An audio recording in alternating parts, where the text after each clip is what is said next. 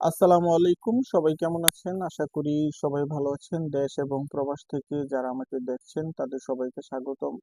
এই বিকেল বেলা আপনাদের সামনে কোর্ট থেকে এসে একটা বিষয় নিয়ে আলোচনা করতে উপস্থিত হয়েছি। আসলে আমাকে অনেকেই দেশ এবং প্রবাস থেকে, আমি যেহেতু অনলাইনে আইনি পরামর্শমূলক ভিডিও দেই, অনেকেই আমাকে ফোন দেয়, জানতে চায় অনেক বিষয় নিয়ে। একজন ব্যবসায়ী আমার কাছ থেকে জানতে চেয়েছে যে তার কাছে কোনো ধরনের ডকুমেন্ট নাই, কোনো ধরনের আম, এইভাবে কোনো ধরনের চুক্তিপত্র নাই, কিন্তু অন্য আরেকজন ব্যবসায়ী অথবা অন্য কোনো ব্যক্তি তার কাছ থেকে বিভিন্ন ধরনের মালামাল নিয়েছে। এই ভদ্রলোক হচ্ছে ইট বালুর ব্যবসায়ী।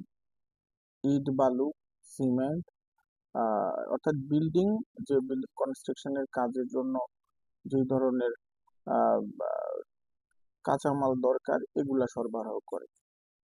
কথা হচ্ছে একজন ব্যক্তির সাথে ওনার আহ, আহ, এই এই বিষয়গুলো নিয়ে লেনদেন হয়েছে।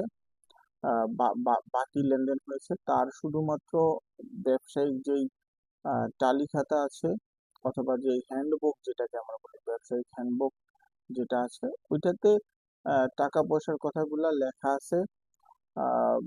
আর যে বিবাদী পক্ষ তার স্বাক্ষর আছে। প্রায় 30-35 লক্ষ টাকার মতো টোটালি তাদের মধ্যে অর্থনৈতিক লেনদেন হয়েছে। এর ভিতরে 20 লক্ষ টাকার মতনই বাকি। এখন কথা হচ্ছে, সে নগদে যে টাকাগুলা দিয়েছে সেই জায়গায় তার স্বাক্ষর আছে, এবং বাকি যে টাকাগুলা সেই জায়গায় স্বাক্ষর আছে। তাদের সাথে অনেক দিন যাবত ব্যবসায়িক লেনদেন, কিন্তু তার কাছে স্ট্যাম্পও নাই, চেকও নাই, অন্য কোনো ডকুমেন্ট নাই। শুধুমাত্র আছে ওই যে ব্যবসায়িক যেই নোটবুকটা আছে, অথবা যেটা ব্যবসায়িক লেনদেনের জন্য লেখালেখি করে, তার যে নোটবুকটা আছে, জাস্ট এতটুকু।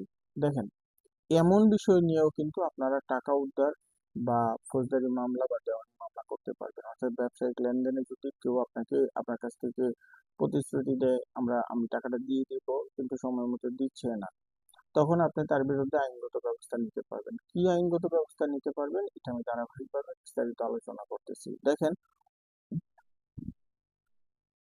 ব্যবসায়িক হ্যান্ডনোটে বাকি টাকা আদায়ের জন্য দেওয়ানি আদালতে আপনি মামলা করতে পারবেন। অর্থাৎ ব্যবসায়িক যে হ্যান্ডনোট আছে, এই হ্যান্ডনোটে যে বাকিটা থাকবে, এই বাকিটা আপনি আদায়ের জন্য আহ মানি স্যুট করতে পারবেন, অথবা অর্থ উদ্ধারের জন্য দেওয়ানি আদালতে মামলা করতে পারবেন।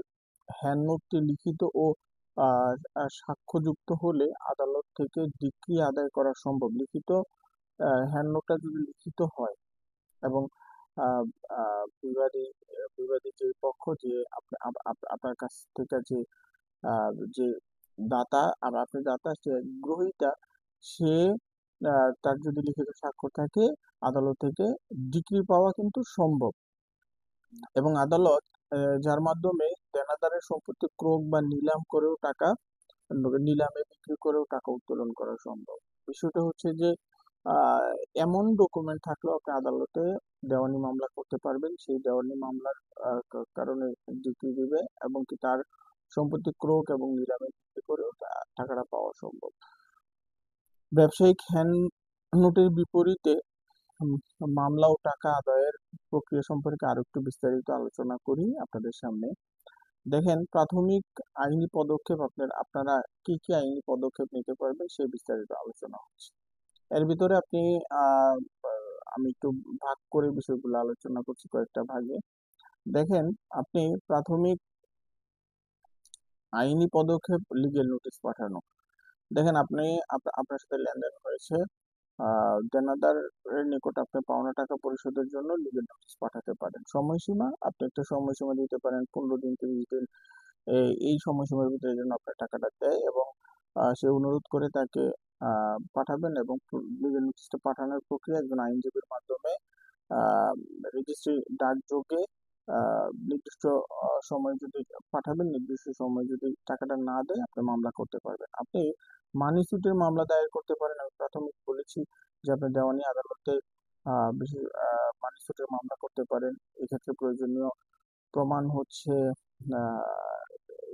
হ্যান্ড নোটে যে আপনাদের যা আপনার যে হ্যান্ড নোট থাকবে, এই হ্যান্ড নোটে টাকার পরিমাণ এবং কি বিস্তারিত যে লেখাগুলো আছে তার যদি স্বাক্ষর থাকে, এই স্বাক্ষরের প্রমাণ এবং ব্যাংক স্টেটমেন্ট, যদি ব্যাংকে লেনদেন করে ব্যাংকের স্টেটমেন্ট অথবা মেসেজ বা রসিদ, সাক্ষী বা বিভিন্ন আশেপাশে যারা সাক্ষী থাকবে তাদেরকে নিতে পারবেন, এটা সাক্ষ্য হিসেবে ব্যবহার করতে পারবেন। এবং এই ক্ষেত্রে আপনাকে দেওয়ানি মামলাটা করলে আপনাকে একটা কোর্ট ফি দিতে হবে। এই ধরনের মামলার ক্ষেত্রে 2.5% কোর্ট ফি দিতে হবে, অর্থাৎ 2,500 টাকা লাখে দিতে হবে, পাশাপাশি 15% ভ্যাট আর কি। এই মামলাটা করার জন্য একটা তামাদি লিমিটেশন আছে, এই সময়ের ভিতরে মামলাটা করতে হবে। আপনি পাওনা টাকা আদায়ের জন্য যে তামাদি আইন আইন এ যে সময় রয়েছে সেটা হচ্ছে 3 বছরের ভিতরে আপনি পাওনা টাকা আদায়ের জন্য মামলা করতে হবে। এবং শুরুর সময় কজ অফ অ্যাকশন হবে, সে আপনি তার কাছ থেকে যখন টাকাটা চেয়েছেন সে টাকাটা অস্বীকার করলে আপনার কজ অফ অ্যাকশন তৈরি হয়ে যাবে, মানে এই সময় থেকে 3 বছরের ভিতরে আপনি মামলা করতে পারবেন। এখন কথা হচ্ছে বিচার প্রক্রিয়া ও রায়। আপনি দেখেন আপনার এই দেওয়ানি মামলাটা, এইটা বিচার প্রক্রিয়াটা চলবে সিভিল প্রসিডিউর অনুযায়ী, এবং আহ, প্রথমে হচ্ছে সমন সমন জারি হবে বিবাদীর নিকট, একটা সমন জারি করবে, সমন পাঠাবে এবং সে লিখিত জবাব দিবে, লিখিত জবাব দিবে এবং উভয় পক্ষের শুনানি যুক্তিতর্ক উপস্থাপনের পরে আপনার আদালত রায় প্রদান করবে। ব্যাপারটা হচ্ছে সম্পূর্ণরূপে সিভিল প্রসিডিউর অনুযায়ী। এবং ডিক্রি জারি ও টাকা আদায়ের জন্য, টাকা আদায়, আপনি আদালত আপনি আদালতে, আদালত যদি বাদীর পক্ষে অর্থাৎ পাওনাদারের পক্ষে ডিক্রি জারি করে তাহলে অবশ্যই আইনগতভাবে বা বিবাদী বাধ্য হবে টাকাটা দেওয়ার জন্য। টাকা না দিয়ে কোনো উপায় থাকবে না। রায় অনুযায়ী টাকা পরিশোধ না করলে ডিক্রি জারির আবেদন করতে হবে। আবেদন করার পরে তার অস্থাবর এবং স্থাবর সম্পত্তি ক্রয় করে, নিলাম করে, বিক্রি করে হলেও আপনার টাকাটা দিবে। মজার বিষয়, আপনি এক্ষেত্রে অনেক সময় আপনি ফৌজদারি কার্যবিধি যে ফৌজদারি আইন আছে যেটার ভিতরে দণ্ডবিধি 420 এবং 406 আপনি ব্যবসায়িক লেনদেনে মামলা করে অনেকে, কিন্তু আপনি তো ভাই ব্যবসা করতেছেন, আপনার সুদ সহ মূল টাকাটা দরকার। আপনি তো তাকে শাস্তি দিবে বা বা প্রতারণা করেছে এই বিষয়ে তার শাস্তি হওয়ার চেয়ে আপনার টাকা দরকার।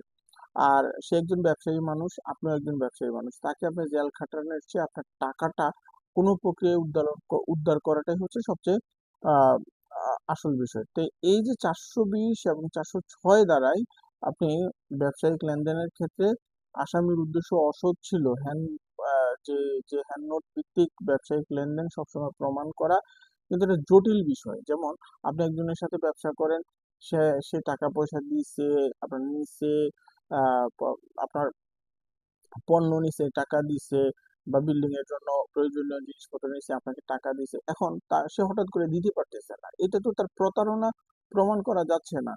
এইটা হচ্ছে সে তার হয়তো কোনোভাবে টাকাটা বিল করতে পারতেছে না, এই কারণে মনে হয় দিতে পারতেছে না। এই জন্য আসলে 420, 406 এইসব ধারায় পেনাল কোডে মামলা করে ঝামেলা, বা আপনার টাকা তো পাবেন না, এই জায়গায় তার শাস্তি হবে, টাকা তো পাচ্ছেন না। এখন কথা হচ্ছে যে আপনি টাকাটা পাওয়ার জন্য আপনার টাকা উদ্ধারের মামলাটা করতে হবে। অনেকে ভুল করে, হয়তো আইনজীবী ভাবে চিন্তা করে, অথবা ক্লায়েন্ট দ্রুত চাচ্ছে, আপনি দ্রুত চান আর আপনি দ্রুত না চান, আপনার দরকার হচ্ছে টাকাটা। আপনাকে যদি চেক দেয় আপনি চেকের মামলা করেন, টাকা পেয়ে যাবেন। আপনি যদি কোনো কিছু আমি প্রথমেই আলোচনার প্রথমেই বলেছি যে আপনার কাছে কোনো ধরনের ডকুমেন্ট না থাকলে আপনি কিভাবে মামলা করবেন? শুধুমাত্র আপনার রেজিস্ট্রি খাতায় অথবা আপনার হ্যান্ডবুকে অথবা ওই যে আপনার ব্যবসায়িক যেই আহ, খাতা ব্যবহার করে ওই খাতায় শুধুমাত্র তার স্বাক্ষর আছে, আপনার স্বাক্ষর আছে, এই তারিখে এই জিনিসপত্রগুলো নিয়েছে, মোট 35 লক্ষ বাকি, এর ভিতরে 15 লক্ষ দিয়েছে, 20 লক্ষ টাকা বাকি আছে, 35 লক্ষ টাকার আহ, পণ্য নিয়েছে। এখন কথা হচ্ছে যে এই যে পণ্যটা নিয়েছে, এখন এই পণ্যটা তো প্রমাণ হচ্ছে না সে আপনার সাথে প্রতারণা করতেছে, বরং সে হয়তো কোনো অন্য কোনো কারণে আপনাকে টাকাটা দিতে পারছে না। এখন আপনার দরকার টাকাটা। তো সুতরাং আপনারা মামলা মোকদ্দমা, এই বিষয়ের মামলা মোকদ্দমা গুলো করতে গেলে একটু বুঝে শুনে করা উচিত। কারণ একটা ভালো ফলাফল পাওয়ার জন্য ওভাবেই করতে হবে যেভাবে আপনার মামলাটা করে আপনার টাকাটা উদ্ধার হয়। ধন্যবাদ, সবাইকে ভালো থাকবেন। আসসালামু আলাইকুম। যদি ভিডিও ভালো লাগে শেয়ার করে দিবেন, পেজের সঙ্গে থাকুন, ইউটিউব চ্যানেলের সঙ্গে থাকুন।